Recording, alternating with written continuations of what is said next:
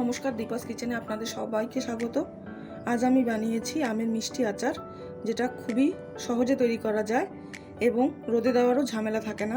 খুব কম কষ্টতে তৈরি করা এই আমের আচারটা রেসিপিটা দেখার জন্য আপনাদের কাছে আমার অনুরোধ থাকলো। যদি ভালো লাগে তাহলে লাইক, শেয়ার, কমেন্ট করতে ভুলবেন না।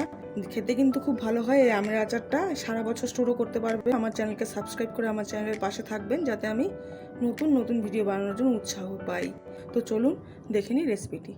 আমের আচারটা বানানোর জন্য আমি কতগুলো কাঁচা আমকে ধুয়ে নিয়ে এখন এই আমগুলোকে এক একটা করে নিয়ে আমি খুব ভালো করে একটা কাপড় দিয়ে এটাকে মুছে নেব, কারণ কাটার পরে কিন্তু আর এটাকে এতটুকু জল লাগানো যাবে না, তাহলে কিন্তু আচারটা থাকবে না। এইভাবে এগুলোকে খুব ভালো করে মুছে নিই।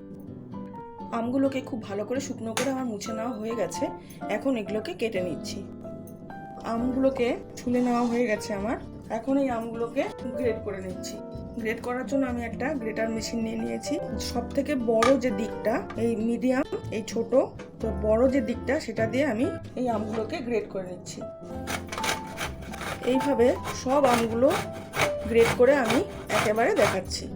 এখন আমি গ্যাসে একটা লোহার তাওয়াকে বসিয়ে দিয়েছি, ফ্লেমটা মিডিয়ামে রেখে। তাতে আমি দিয়ে দিচ্ছি 10টা মতন গোটা শুকনো লঙ্কা। তারপরে আমি দিয়ে দিচ্ছি মৌরি। আমি এখানে 2 চামচ মৌরি দিলাম। তারপরে আমি দিয়ে দেব 1 চামচ পাঁচফোড়ন। এখন এটাকে খুব ভালো করে রোস্ট করে নিচ্ছি। ভালো করে রোস্ট করে আমার নিয়ে নেওয়া হয়ে গেছে। আমরা এটাকে মিক্সিতে ভালো করে পিষে নেব।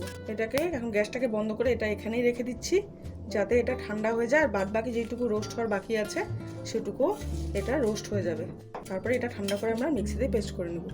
আমগুলোকে আমার গ্রেট করে নেওয়া হয়ে গেছে, আর বিচিগুলোকে আমি আলাদা করে রেখে দিয়েছি। এখন আমি নিয়ে নিচ্ছি একটা বাটি, তাতে আমি আমগুলো দিয়ে দিচ্ছি। আমটা বাটিতে ঢালা আমার হয়ে গেছে। এখন এখানে আমি দিয়ে দিচ্ছি স্বাদ অনুযায়ী লবণ। তারপরে আমি দিয়ে দেবো 1/2 চামচ হলুদ গুঁড়ো। রংটা একটু ভালো হওয়ার জন্য আমি এখানে খুব সামান্য পরিমাণ একটু রেড চিলি পাউডার দিচ্ছি, বেশি দিচ্ছি না, কারণ এতে বেশি ঝাল হয়ে যাবে। আর আমি এখানে দিয়ে দেবো চিনি। চিনিটা আপনারা নিজেদের পছন্দ অনুযায়ী দেবেন, কারণ অনেক আম কম টক হয়, সেখানে চিনিটা কম লাগবে। এখন এই চিনি, আম আর লবণ, হলুদ দিয়ে আমটাকে ভালো করে আমি মেখে নিচ্ছি হাত দিয়ে। ভালো করে আমার মেখে নেওয়া হয়ে গেছে। এখন গ্যাসে আমি একটা কড়াইকে বসিয়ে দিয়েছি। তাতে আমি দিয়ে দিচ্ছি যে আমটাকে মেখে রেখেছিলাম সেটা।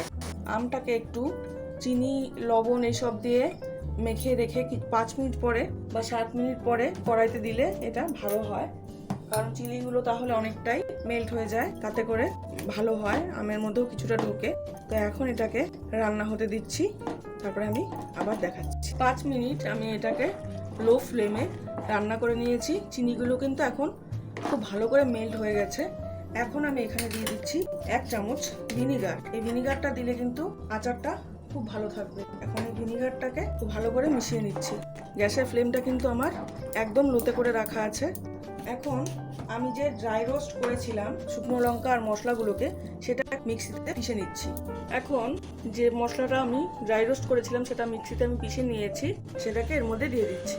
এখন এটাকে এই লো ফ্লেমে রেখেই আরো 10-15 মিনিট রান্না করে নিতে হবে।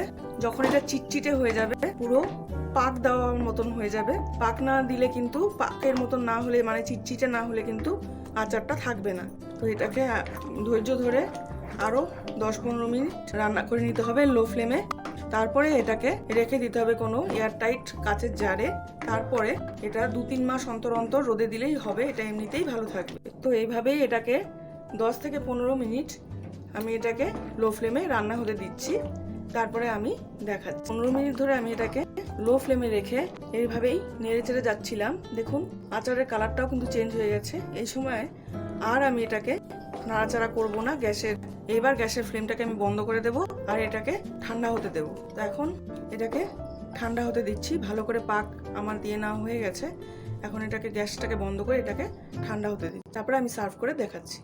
ঠান্ডা করে এটাকে আমার একটা বাটিতে ঢেলে নেওয়া হয়ে গেছে। তো অবশ্যই আপনারা এই আমের আচারটা একবার ট্রাই করবেন আর আমাকে লিখে জানাবেন কেমন হলো। লাইক, শেয়ার, কমেন্ট করতে কিন্তু ভুলবেন না। খেতে কিন্তু খুব ভালো হয় আমের আচারটা। আপনারা একবার করে দেখলেই সেটা বুঝতে পারবেন। রেসিপিটা দেখার জন্য আপনাদের অনেক ধন্যবাদ।